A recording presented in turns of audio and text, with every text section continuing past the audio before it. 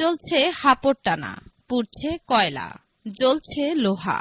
হাতুড়ি দিয়ে পিটিয়ে কামাররা তৈরি করছেন দা, বটি, ছুরি সহ মাংস কাটার বিভিন্ন সরঞ্জাম। কোরবানি ঈদকে সামনে রেখে পুরো দিন এমনকি গভীর রাত পর্যন্ত কাজ করছেন কামার শিল্পীরা। কামারপল্লীর কারিগররা জানান, আমি এই কাজ করি মনে করেন ছোটকাল থেকে। আমার বাবা এই কাজ করছে, আমরা করতেছি। যখন মনে করেন কোরবানির ছাপটা পরে তখন মালের দাম একটু রেটটা একটু বেশি হয়, কেউ একটু কম দামে চায়, কেউ একটু ভালো চায়, এই আর কি। মালের দাম বাড়ছে, আগের দামে চায়, আমরা দিতে পারি না। পরিশ্রম, খুব একটা ঝুঁকি নিয়ে এই কাজটা আমাকে করে তাড়াতাড়ি মনে করেন সাইডে তাকে দিতে হয় আর কি। আগুনের একটা তাপমাত্রা আমাকে গায়ে লাগে, ফ্যান চালাই, রেস চালাই, এটা মারাত্মক একটা ঝুঁকির মধ্যে আমরা কাজ করি আর কি। এরপরে আবার আমাকে অনেক সময় খাইতে যায় তাড়াহুড়া করতে গেলে।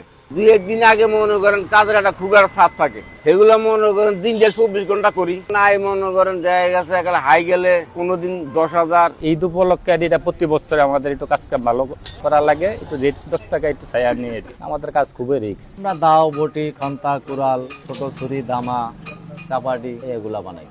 কোরবানিতে আমাদের বেশি চলে চাপাটি, তারপরে ওই ছুরি, বটি, দাও এগুলা কম চলে আর কি। তাসপিয়া, রেডিও মেঘনা, চরফেশন।